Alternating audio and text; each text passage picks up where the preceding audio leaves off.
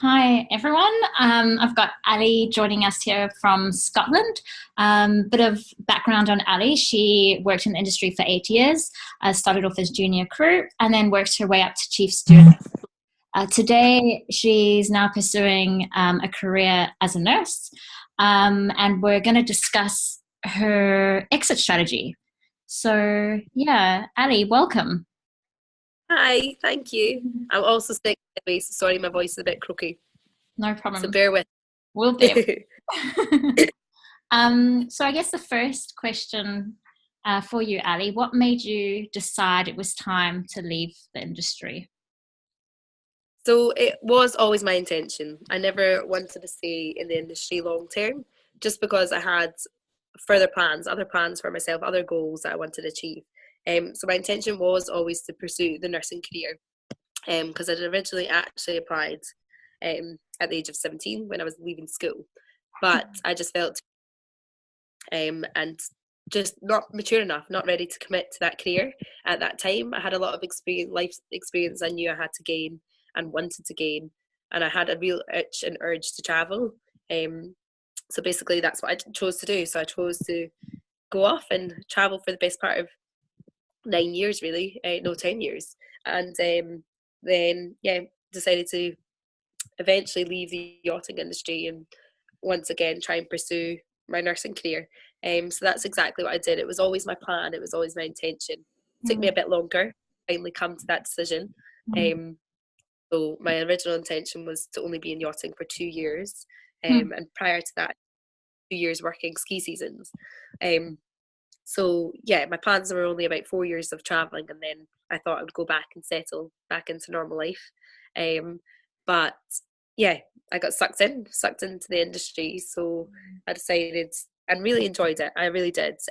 Don't get me wrong, it did have its ups and downs, but overall, I hold my experiences and my memories so cherished. Like honestly, I had the best experiences, Mm.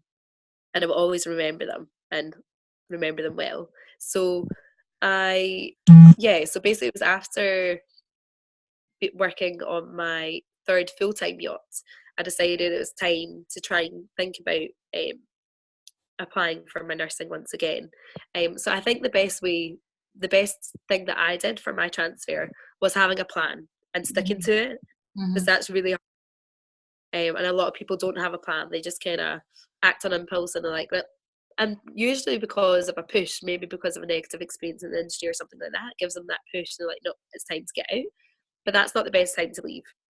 I think the best time is to have a plan, have an idea of what your next step is, and work towards that.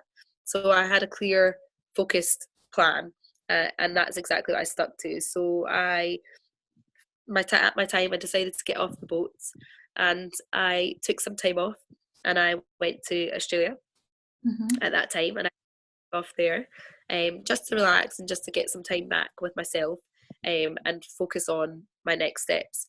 And in that time, I applied for my nursing position for my nursing. Sorry, for to apply for to study nursing, Mm-hmm. and yeah, so that process was quite a lengthy process. Um, I had to write a personal statement and everything, and then just wait to hear if I got a place.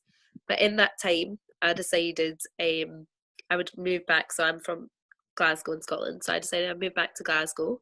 The year prior to that, so in all part of this process, I also the year prior to actually leaving, I bought some property back in Glasgow. So that was also my intention to move back Mm-hmm. there because it made sense to move back to my hometown because I can It would also give Scotland, you yeah. roots. What's that? It would also give you roots because when you're working on a boat, you're always moving from one place to the next, and buying property would make you feel more secure and that you got a sanctuary for yourself. Exactly. It gave me stability again, and it gave me a location to focus on for, right, this is where I'm going to live, this is where I'm going to base myself. And it allowed me to start building a life around that again, which was really helpful. So, yeah, basically, I placed my roots back in Glasgow, and and it was the best thing I did, honestly. I so I then decided that because I was then going to be studying for 3 years, and obviously I would be in a different financial position, which is a big scary leap for a lot of people, and that's what turns a lot of people off from pursuing a studying goal or something like that, especially later in life. So I am seen as a mature student. So that is a scary process, knowing you're going back to not earning really. So I so that was my plan. That was why I wanted my own property, because I'd managed to save. So I put a good deposit down, and it meant that I had reasonable monthly repayments for my mortgage. So basically, I wasn't overstretching myself, and I saved enough so that for my first year of studying, I didn't have to worry financially. I knew my limits. I knew basically how much I had. Um, what's the word I'm looking for? How much I had to. Basically, I knew my ins and outs, my daily ingoings and outgoings. To focus on that So did you do and save. financial planning for that? Yeah, basically. So I worked out exactly what I had to pay out for bills and how much my monthly repayments were. And I also, for nursing, you get a bursary, so I got some money. You get some money monthly towards your nursing, and I calculated that in just to how much I could afford, basically, for that first year. And so I worked within my limits, and yeah, so it's just now I'm in my second year of studying, so now I have applied for a job which I'm starting very soon, and that just I think that was also a good step for myself, just because it gave me that first year to settle back into normal life and not worry about the financial things, and just kind of focus on my studies and focus on sorry and focus on just basing myself back into normal life and normal rhythm, and that really helped me. Great. So it sounds like having a strategy, an exit strategy, a plan, if you're in the industry, and also knowing your budget and how to manage it. Yeah, Was the exactly. biggest, yeah, biggest supporting factor that helped you make that smooth transition into normal working life. Yeah. Yeah. Excellent.